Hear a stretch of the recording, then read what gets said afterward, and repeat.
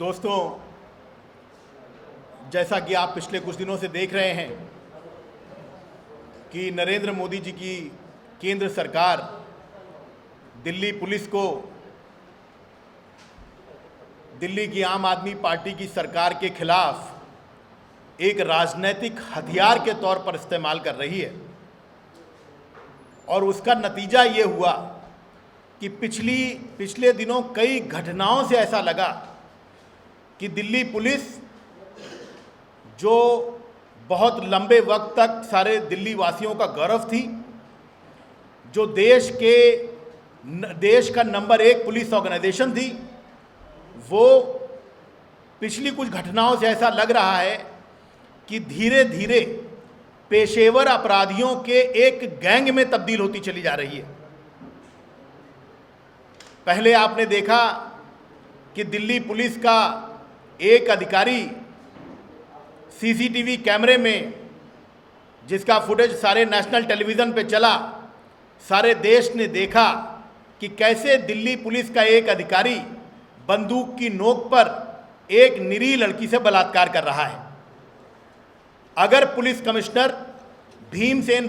बस्सी में जरा भी शर्मो हया बची होती तो उस रोज उनका सर शर्म से झुक जाता और वो अपने पद से इस्तीफा दे देते। अगर लोकतांत्रिक मूल्यों में जरा भी आस्था नरेंद्र मोदी सरकार की होती तो खुद प्रधानमंत्री का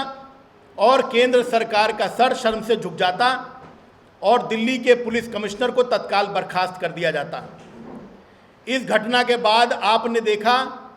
कि कैसे मनोज वशिष्ठ नाम के एक शख्स को एक रेस्टोरेंट से खींचकर गोली मार दी गई एनकाउंटर के नाम पर। जो सबूत और रिपोर्ट्स बाद में आई, उनसे साफ हो गया कि एक सुनियोजित हत्या थी। इस घटना से भी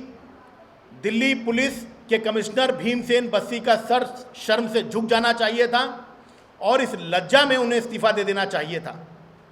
लेकिन आपने देखा कि ऐसा कुछ नहीं हुआ। न तो कमिश्नर साहब को शर्म आई, न केंद्र सरकार को शर्म आई। अब आपने देखा कि सीएमएस नाम की एक स्वतंत्र एजेंसी ने एक सर्वे किया और पता लगा कि दिल्ली पुलिस दिल्ली का सबसे भ्रष्ट महकमा है। ये सर्वे आने के बाद भी दिल्ली पुलिस कमिश्नर को शर्म आनी चाहिए थी और इस शर्म में उनको इस्तीफा दे देना चाहिए था। लेकिन ना तो दिल्ली पुलिस के कमिश्नर ने ऐसा कुछ किया जिससे आपको लगे कि उन्हें जरा भी इस पर लज्जा है, न केंद्र सरकार की तरफ से ऐसा कोई इंडिकेशन, ऐसा कोई संकेत आया जिससे उन्हें लगे कि वो शर्मसार हैं और उन्होंने इस सर्वे रिपोर्ट का कोई कॉग्निजेंस लिया है, कोई संज्ञान लिया है। दोस्तों, ऐसा लग रहा है कि नरेंद्र मोदी जी और भारतीय जनता पार्टी ने दिल्ली में जिस तरह शर्मनाक हार का दिल्ली में सामना किया, इससे जो उनकी हताशा है उससे, और दिल्ली के पुलिस कमिश्नर भीमसेन बस्सी की राजनीतिक महत्वाकांक्षा और रिटायरमेंट के बाद कोई मलाईदार पद पाने की आकांक्षा, इन दोनों चीज़ों ने मिलकर आज दिल्ली पुलिस को इस मकाम पर लाके खड़ा कर दिया है कि जो पुलिस ऑर्गेनाइजेशन देश का नंबर 1 पुलिस ऑर्गेनाइजेशन हुआ करता था, जिसको देश के सभी राज्यों की पुलिस जिसका अनुकरण करने की कोशिश करती थी, वो आज गुजरात मॉडल फॉलो कर रहा है। जिस तरह गुजरात में नरेंद्र मोदी जी की सरकार के नीचे गुजरात पुलिस अपराधियों के एक संगठित गिरोह के रूप में सामने आई, जो अपने राजनीतिक आकाओं के कहने पर लड़कियों की जासूसी,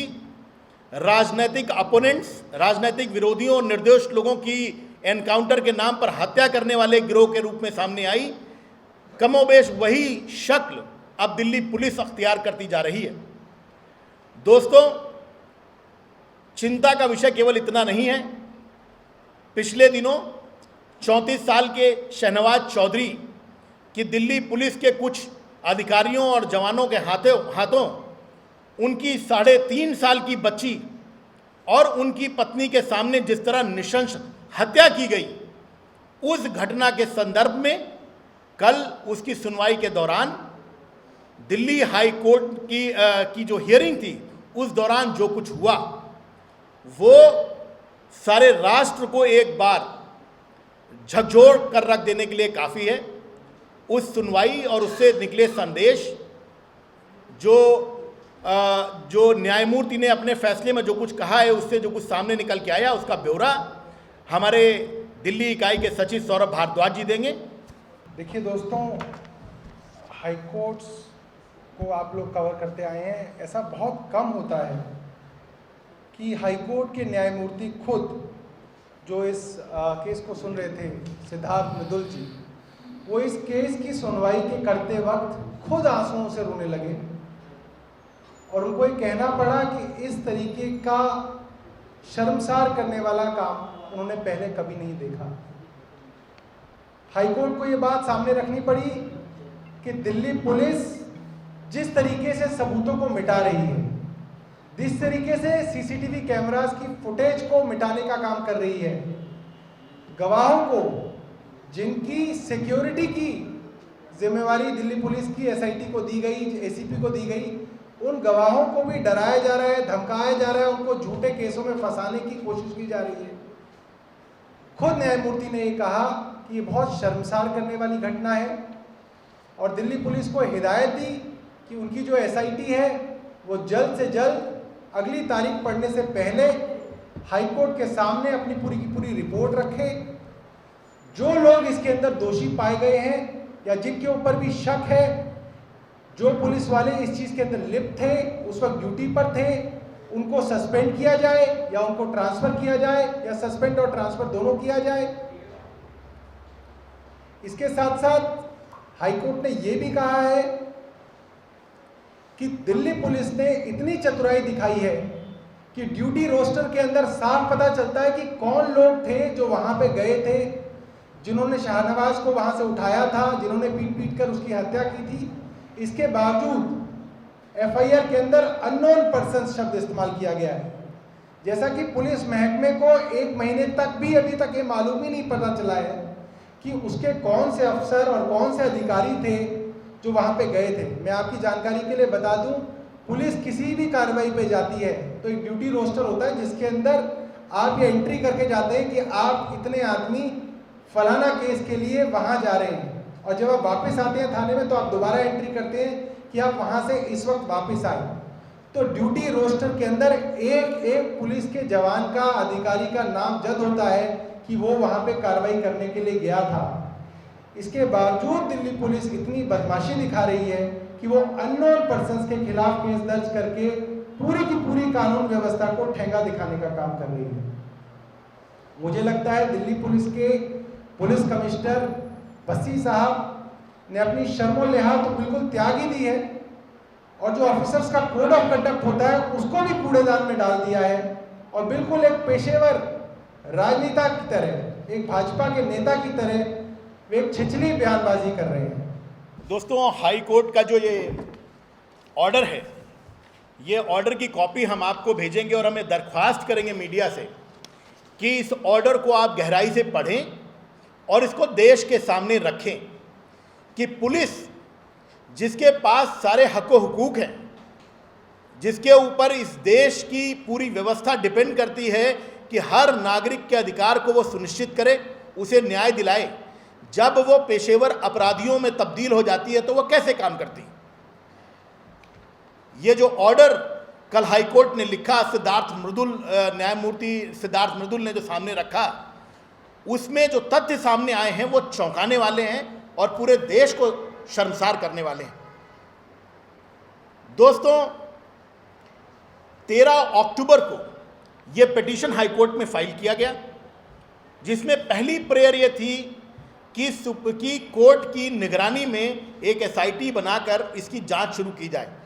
पुलिस ने तत्काल यानी 17 अक्टूबर को एक एसआईटी बना दी, लेकिन कोर्ट ने इस पर बहुत अफसोस और आश्चर्य जाहिर किया कि इतने दिन बीत जाने के बाद भी एसआईटी ने अपनी कोई स्टेटस रिपोर्ट कोर्ट के सामने नहीं रखी।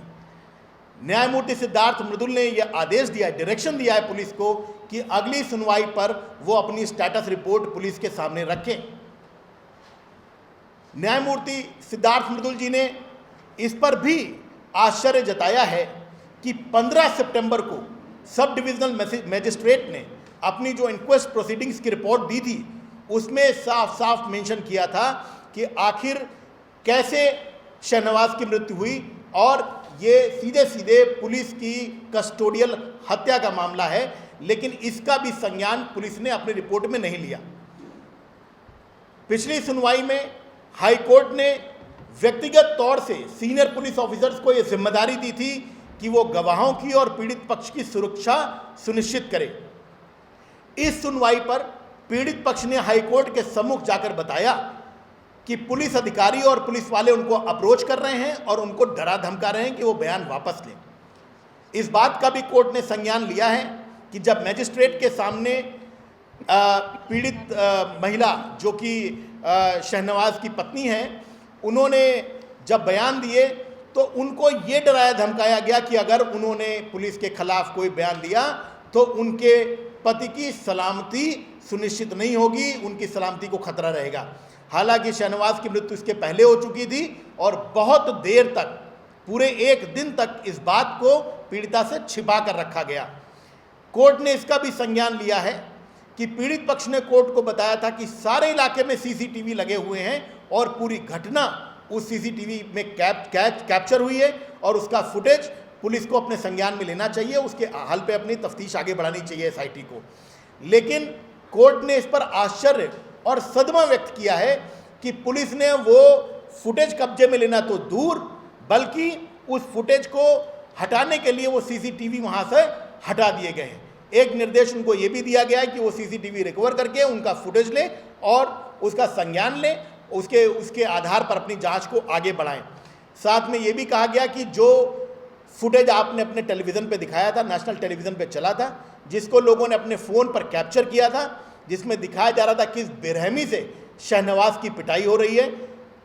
वो फुटेज भी पुलिस ने अपने संज्ञान में नहीं लिया है। ये भी निर्देश दिया गया कि उस फुटेज को वो कैप्चर करें, अपने कब्जे में लें और उसके आधार पे अपनी तफ्तीश आगे बढ़ाएं। आप सोचिए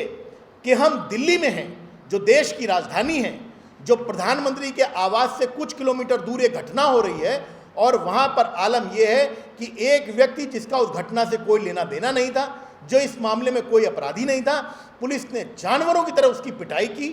और 50 लोगों की मौजूदगी में उसकी पिटाई की। उसको एक पुलिस वैन में ज़बरदस्ती ढकेला गया, उसके ऊपर पुलिस वाले बैठ गए, 3 लोग शहनवाज की छाती पर बैठ गए और उसकी लगातार पिटाई की गई, जिससे उसकी मौत हो गई। आप उस ट्रॉमा के बारे में सोचिए कि एक 3.5 महीने की बच्ची ली हुई एक महिला लगातार पुलिस से गुहार कर रही कि उसके हस्बैंड को छोड़ दिया जाए, उसके पति को छोड़ दिया जाए, और उसके सामने निर्दयता से उसकी पति की इस तरह पिटाई की गई कि उसकी मौत हो गई। अगर इस देश में लोकतंत्र की रक्षा होनी है, अगर इस देश में लोकतांत्रिक मूल्यों की रक्षा होनी है, तो यहाँ पर हमें इस इशू को लेकर एक फैसलाकुन मुकाम तक इसको पहुँचाना होगा और इसमें उन पुलिस वालों की जिम्मेदारी तय करनी होगी जो इस घटना में शामिल हैं। अभी तक पुलिस का पूरा नेतृत्व, जिसमें खुद भीमसेन बस्सी जी भी शामिल हैं, उन्होंने सुनिश्चित किया है कि जो अपराधी पुलिस की वर्दी में उस दिन मौजूद थे, उनके खिलाफ कोई कार्रवाई ना की जाए। वरना क्या वजह थी कि पुलिस का ड्यूटी रोस्टर मौजूद होने के बावजूद पुलिस ने सुनिश्चित किया कि अननोन लोगों के खिलाफ एफआईआर दर्ज कर दी जाए, और आज तक उन अपराधियों का नाम इस एफआईआर में शामिल नहीं किया गया है। हम इस बात की मांग करते हैं, आम आदमी पार्टी इस बात की मांग करती है कि तत्काल पुलिस कमिश्नर भीमसेन बस्सी को बर्खास्त किया जाए, ताकि पूरी दिल्ली पुलिस में एक मैसेज जाए कि इस तरह की पाशविकता, इस तरह की बर्बरता, इस तरह की अपराधी प्रवृत्ति किसी भी हालत में बर्दाश्त नहीं की जाएगी। और ये बात आम आदमी पार्टी नरेंद्र मोदी जी को और भारतीय जनता पार्टी को कह देना चाहती है कि सरकारें आती जाती रहती हैं। 60 साल इस देश पर कांग्रेस ने शासन किया और अब आपकी बारी है, कल आप भी चले जाएंगे। लेकिन ये इंस्टीट्यूशन जो आप ढा रहे हैं, लोकतंत्र की मर्यादा की रक्षा पुलिस के हाथ में है। अगर इस इंस्टीट्यूशन को आप ढाएंगे, अगर इसको आप पेशेवर अपराधियों के गिरोह में तब्दील करेंगे, तो इसकी सजा हिंदुस्तान सदियों तक झेलेगा। ये केवल भारतीय जनता पार्टी के एक राजनीतिक हथियार का मामला नहीं है, ये इस देश के लोकतंत्र का मामला है। धन्यवाद।